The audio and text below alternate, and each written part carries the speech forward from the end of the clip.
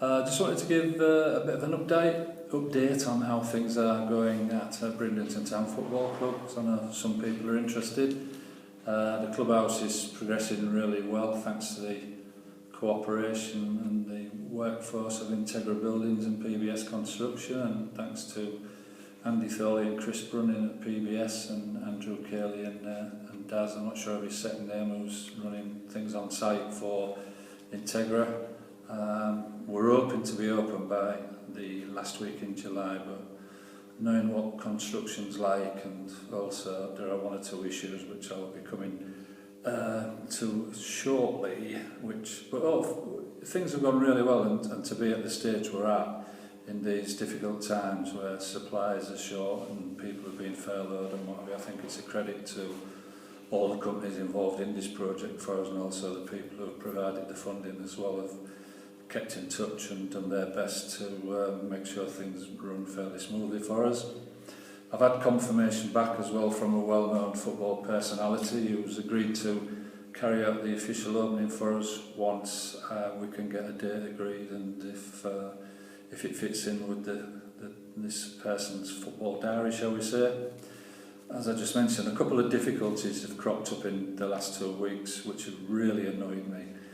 Despite the fact we have an existing alcohol licence for the club, I was informed quite belatedly, and that was with me actually checking this one out, just as you always have to do nowadays, that we needed to apply for a completely new licence, even though our facility is the same basically. It's not much bigger than the existing club was. You've got a bar with a drinking area, you've got the cellar, you've got the boardroom, you've got the office, toilets and kitchen. All facilities that we had before. I don't want to tell the full story about this because me being me, I don't want to get into trouble as usual. The outcome is it could delay the opening, but I'm hoping it doesn't. But it's also costing me £2,000 extra on the scheme in legal fees, architects' fees and the publicity for doing it. Spent last Friday afternoon going around within 50 metres of the ground putting 12 posters up just to let people know that we had to reapply for our existing licence. So a few fans feel so sorry for me that he'd like to start a crowdfunding page or similar. I wouldn't be against it because that's £2,000 I could be spending on more facilities, improving the facilities even better down there. The other issues, despite the fact we gave our energy supplier plenty of notice to remove our electric meters and reinstall the meters, we gave them a date. We're still awaiting a date from the energy supplier. This is the energy supplier as to when they're going to put the actual meters in. It's just ridiculous that they can't give you a date. This is not to be confused with the installation of the power cable, etc., which is being done by Northern Power Grid, and who have always, when I've had issues with the electric at the football club, been really great to deal with. They're going to be reconnecting the new power supply this coming Monday, bang on date, in fact it's a couple of days early. So it's just a pity, and I just hope that when Boris gets everybody back at universities, he wants to start some new university degrees in bloody common sense and cooperation, so you're not faced with these things well down the line.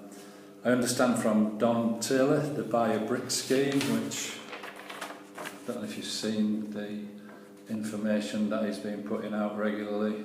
It's gone really well. It's going to be quite a good fundraiser as well, but it's also a way of people remembering people who've been previously involved with the club.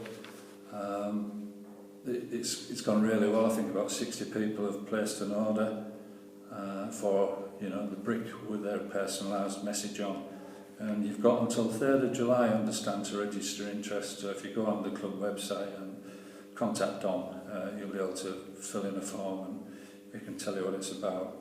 And while we're talking about remembering, also, sadly, it's our well-known fan Brian, it's his funeral on Monday. I'm not quite sure the full details, but I know, obviously, with the restrictions on the funeral, there's going to be a drive past the ground. So I'll see if we can get that posted on the club website as to when the actual drive past will be.